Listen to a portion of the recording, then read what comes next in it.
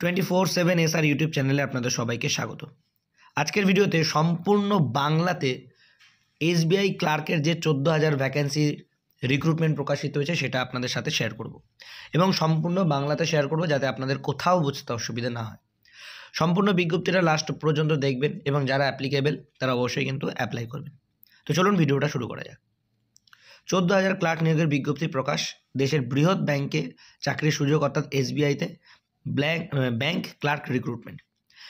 এখানে বলছে state bank of India হলো ভারতের সর্ববৃহৎ ব্যাংকিং সংস্থা, যার শাখা ভারতবর্ষের সর্বত্র ছড়িয়ে রয়েছে। সমগ্র দেশ জুড়ে স্টেট ব্যাংক অফ ইন্ডিয়ার ব্যাংকিং পরিষেবা প্রদানের জন্য কয়েক লক্ষ কর্মী কর্মরত অবস্থায় রয়েছেন। এছাড়াও অতিরিক্ত কাজের চাপ এবং অবসর গ্রহণের কারণে প্রতি বছর ধাপে ধাপে স্টেট ব্যাংক অফ ইন্ডিয়া কর্মী নিয়োগের বিজ্ঞপ্তি প্রকাশিত করে বা প্রকাশিত হয়।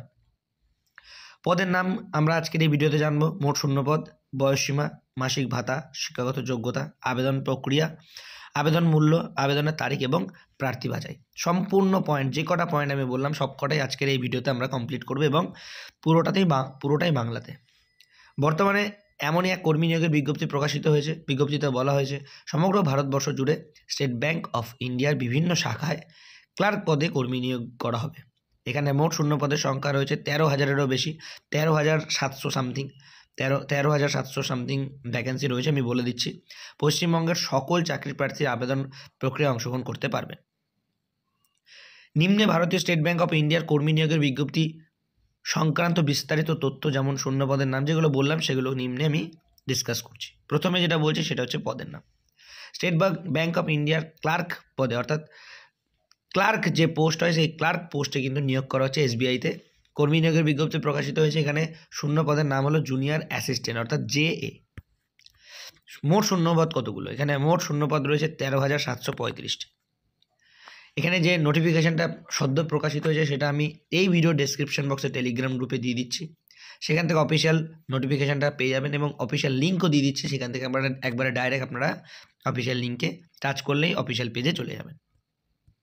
এরপর আসছে কি, পদের নাম হয়ে গেল, এরপর আসছে মোট শূন্যপদ হয়ে গেল। বয়সসীমা, কত বয়স আপনাদের এখানে ধার্য করা হয়েছে? এখানে কিন্তু আপনাদের জুনিয়র অ্যাসিস্ট্যান্ট অ্যাসোসিয়েট পদে, সরি এটা অ্যাসিস্ট্যান্ট নয়, অ্যাসোসিয়েট পদে কর্মী নিয়োগের যে বিজ্ঞপ্তি প্রকাশিত হয়েছে সেখানে আবেদনকারী চাকরি প্রার্থীর ন্যূনতম বয়স 20 বছর থেকে সর্বোচ্চ 28 বছরের মধ্যে হতে হবে।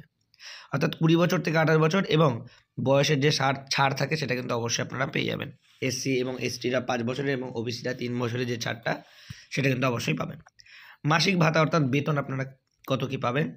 বেতন আপনারা পাবেন কিন্তু 19,900 টাকা। এটা আপনাদের বেসিক পে থেকে 47,920 টাকা। তার সাথে সেন্ট্রালে যা ডিএ দেওয়া হয় তা তো অভাবনীয়। তো ডিএ যা থাকবে এখানে আপনাদের মাইনেটা প্রচুর গিয়ে দাঁড়াবে। এই নিয়ে আপনাদের কোনো চিন্তা করার কোনো কারণ নেই। শিক্ষাগত যোগ্যতা, আপনাদের এক্ষেত্রে শিক্ষাগত যোগ্যতা লাগবে। আবেদন প্রক্রিয়া অংশগ্রহণকারী চাকরি প্রার্থীদের যে কোনো বিষয়ে স্নাতক সম্পন্ন করতে হবে, মানে গ্র্যাজুয়েট হতে হবে আপনাকে। গ্র্যাজুয়েশনের ফাইনাল ইয়ারের চাকরি প্রার্থীরাও অস্থায়ীভাবে আবেদন করতে পারবেন। এই সংক্রান্ত আরও বিস্তারিত জানতে অফিসিয়াল নোটিশটি দেখুন। মানে এখানে বলতে চাইছে গ্র্যাজুয়েশনের ফাইনাল ইয়ার মানে যারা থার্ড ইয়ারের জাস্ট পরীক্ষা দিয়েছেন, অর্থাৎ 6th সেম যারা দিয়েছেন তারাও কিন্তু আপনারা আবেদন করতে পারবেন। আবেদন প্রক্রিয়া, কীভাবে আপনারা আবেদন করবেন? অনলাইন এসবিআই অফিসিয়াল ওয়েবসাইট থেকে আবেদন প্রক্রিয়া অংশগ্রহণ করতে হবে। আমি লিঙ্ক দিয়ে দিচ্ছি টেলিগ্রাম গ্রুপে, আপনারা সেখান থেকে ডাইরেক্ট পেয়ে যাবেন। জয়েন করে যান, এই ভিডিও ডেসক্রিপশন বক্সে লিঙ্ক দেওয়া আছে। ওকে, তারপরে কি বলছে? আবেদন প্রক্রিয়া সর্বপ্রথমে একটি বৈধ মেল নাম্বার দিয়ে রেজিস্ট্রেশন সম্পূর্ণ করতে হবে।